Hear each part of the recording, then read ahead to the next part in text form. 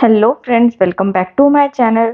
सो friends, आज ये video में हम सिंगल अटेम्प्ट और मल्टीपल अटेम्प्ट्स के बारे में डिस्कस करेंगे। सो फ्रेंड्स, अगर आप लोगों को भी ये डाउट है कि सिंगल अटेम्प्ट और मल्टीपल अटेम्प्ट्स हमारे काउंट होते हैं या नहीं होते, सो वो आज की वीडियो में आपको क्लियर हो जाएगा। सो अगर आपको भी इसका आंसर जानना है, सो इस वीडियो को एंड तक देखना मत भूलना। So without wasting any time, let's start the video.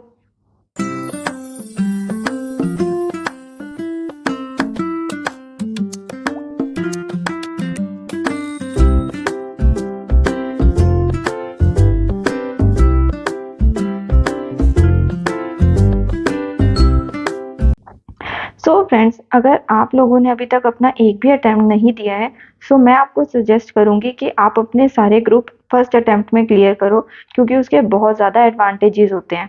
But ऐसा नहीं है कि अगर आप लोगों ने मल्टीपल अटेम्प्ट्स दे दिए तो आपका कोई स्कोप नहीं होगा।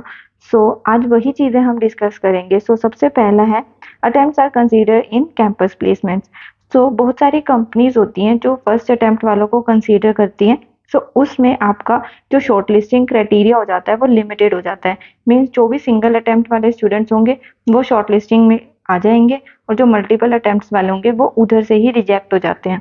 सो ट्राई करना कि अपने अटेम्प्ट्स जो हो वो मिनिमम टू मिनिमम हो, और अगर फर्स्ट अटेम्प्ट हो तो वो तो बहुत ही बढ़िया है। Then final rank is more preferable. So बहुत से स्टूडेंट्स ऐसे बोलते हैं कि इंटर में रैंक आ गया तो वो इक्वली इक्विवेलेंट हो जाएगा हमारे फाइनल के रैंक के अकॉर्डिंग, बट ऐसा नहीं है।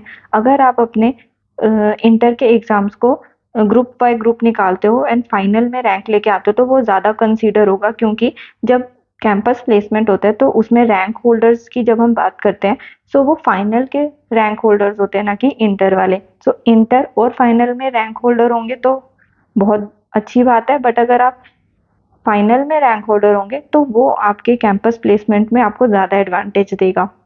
Then CMA with graduation. So जिन भी स्टूडेंट्स ने सीएमए अपनी कंप्लीट कर ली होती है पर उनकी ग्रेजुएशन नहीं होती है, सो वो बहुत अच्छी अच्छी कंपनीज में रह जाते हैं शॉर्ट लिस्टिंग में, क्योंकि बहुत अच्छी अच्छी कंपनीज क्या करती हैं, वो सीएमए विद ग्रेजुएशन को ज़्यादा प्रेफर करती है।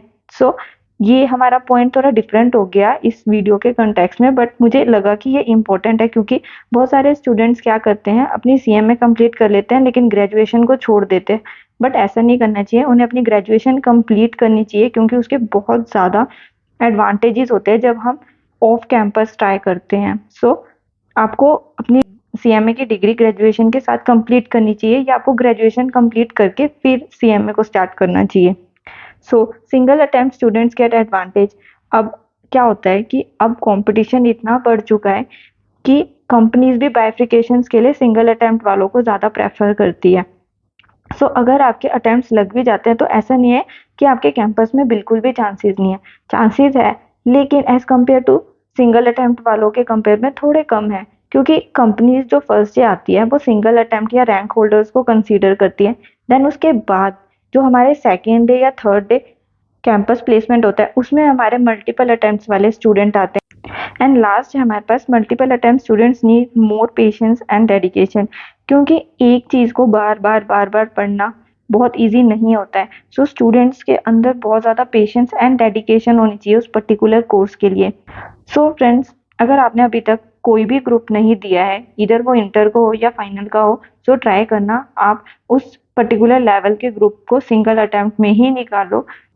आपके किसी भी ग्रुप में फर्दर अटेम्प्ट्स ना लगे, क्योंकि चाहे मानो चाहे ना मानो, लेकिन ये बात है कि मल्टीपल अटेम्प्ट्स जो होते हैं वो कंसीडर होते हैं, लेकिन ऑफ कैंपस ऐसा कुछ भी नहीं है। सो अगर आप लोगों के अटेम्प्ट्स लग भी रहे हैं, सो ट्राई करना कि आप ऑफ कैंपस अच्छे से अप्लाई करो और वहाँ पे सेलेक्ट हो, क्योंकि वहाँ पे बहुत ज़्यादा चांसेस होते हैं। होगा आपको, अगर आपको एक्सपीरियंस होगा तो आपको परफेक्ट पैकेज भी मिलेगा, जैसे कि हमें कैंपस प्लेसमेंट्स में मिलता है। बट अगर आपको एक्सपीरियंस नहीं होगा, सो वो थोड़ी दिक्कत करता है, तो आपको थोड़े कम से स्टार्ट करना पड़ेगा। बट अगर लॉन्ग रन में उसका स्कोप है तो क्यों ना हम उसे कंप्लीट करें। सो अगर आप लोग ऐसा सोचते हो कि सिंगल अटेम्प्ट में नहीं हुआ तो छोड़ देंगे, तो ऐसा बिल्कुल भी नहीं करना चाहिए, क्योंकि एक प्रोफेशनल डिग्री जब आपके पास होती है, सो आपके पास बहुत ऑप्शंस होते हैं। स्टार्टिंग में आपको लगेगा कि इसकी कोई वैल्यू नहीं है, बट जैसे जैसे आप काम स्टार्ट करोगे, आप मार्केट में जाओगे, आपको पता चलेगा कि प्रोफेशनल डिग्रीज की बहुत वैल्यू होती है। सो फ्रेंड्स, ऐसा बिल्कुल भी मत सोचना कि अगर सिंगल अटेम्प्ट में कंप्लीट नहीं हुआ कोर्स तो हम इसे छोड़ देंगे। आप अपने को बस एक लिमिट दे देना कि अगर आपके 3 अटेम्प्ट में नहीं हुआ या 4 अटेम्प्ट में नहीं हुआ तो आप छोड़ दोगे, क्योंकि क्या होता है हमारे पास बहुत सारी रिस्पॉन्सिबिलिटीज होती है, जैसे फैमिली हो गई, हमारा एज कंसीडर होता है जब हम अप्लाई करते हैं, हमारी एजुकेशन, हमारा एक्सपीरियंस, तो ये बहुत सारे फैक्टर्स है जो आपको कंसीडर करने पड़ेंगे। लेट सपोज अगर आप 40 ईयर्स के हो और आपके मल्टीपल अटेम्प्ट्स लग रहे हैं, सो 40 ईयर्स तक पहुंचते पहुंचते अगर आपने अपनी जॉब ही स्टार्ट नहीं करी होगी तो वो आपके लिए ही प्रॉब्लम करेगा, क्योंकि अगर आप लेट स्टार्ट करोगे तो आपको उस पर्टिकुलर चीज़ का बेनिफिट भी बहुत लेट मिलेगा, शायद तब जाके मिलेगा जब आप अपनी रिटायरमेंट के एज पे होगे। सो हर एक डिसीजन को लेने के लिए आपको बहुत सारे फैक्टर्स को कंसीडर करना पड़ता है, देन उस बेस पे आपको अपना डिसीजन बनाना पड़ता है।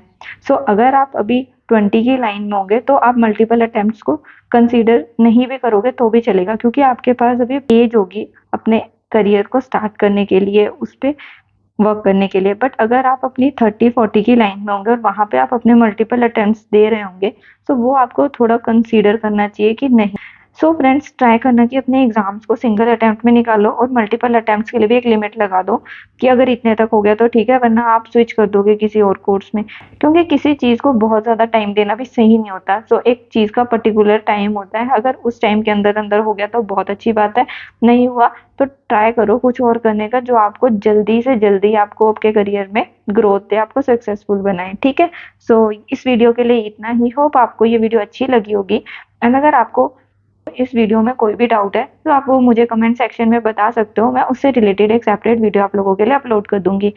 सो फ्रेंड्स, ऐसे ही वीडियोस को और देखने के लिए आप मेरे यूट्यूब चैनल को सब्सक्राइब करो एंड शेयर करो विद योर फ्रेंड्स, ताकि ये कंटेंट बहुत सारे लोगों तक पहुंच सके एंड उनको भी थोड़ी थोड़ी इन्फॉर्मेशन मिलती रहे एंड वो इसे फॉलो करके अपने डिसीजंस ले सके। So thank you so much for watching this.